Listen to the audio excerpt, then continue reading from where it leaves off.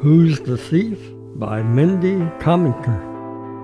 The three angry men presented themselves in King Solomon's court. "Your Majesty," said the first, "the three of us are business partners.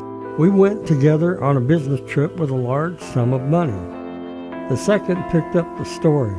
"Shortly before Shabbat, we hid the money in a pit we dug, planning to dig it up right after Shabbat." King Solomon listened attentively. "But when we went for it, it was gone," said the third. "No one knew about it but us. One of us is a thief.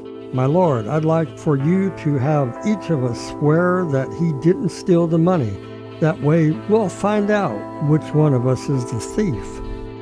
But King Solomon was in no hurry to do that. He knew that the man who stole the money would also lie and swear falsely. How could he find out which of them was guilty? "Return to me tomorrow," he told the three. When the partners presented themselves the next day, King Solomon said, "I can see that you three are wise men. Before we discuss your case, I would like your opinion about a different matter."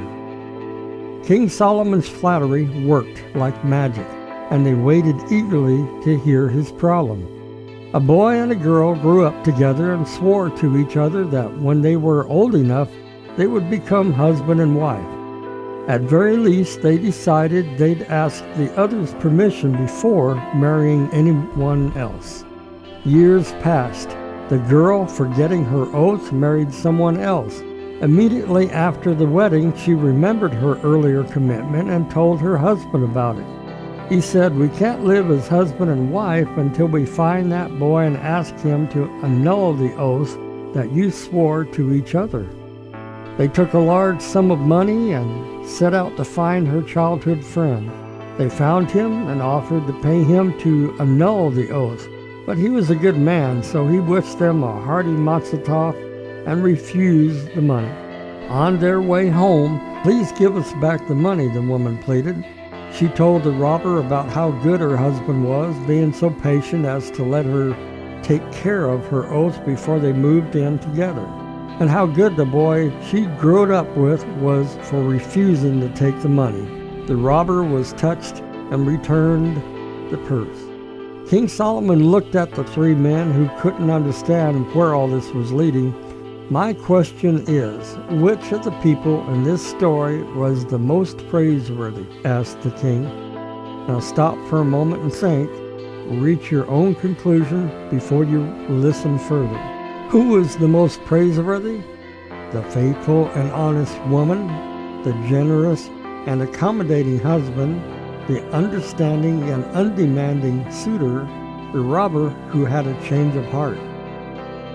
One of the partners said the wife is the most admirable. She kept an oath she made when she was just a girl. The second partner said her husband is the most praiseworthy. Although he loved his wife, he left home right after his wedding to find that boy and allowed himself to act as a husband to her only after she was released from her oath. The last partner said, "It's true, both of them behaved in an exemplary fashion, but the boy was a fool. Why didn't he take the money when they offered it to him?" "You are the thief," King Solomon bellowed, pointing to the last partner. "When you talk that way about the boy, you show that you have an appetite for money, even if you have no right to it. I'm convinced that you stole the money from your partners." The last partner admitted his guilt, and the other two went home satisfied and impressed by the wisdom of King Solomon.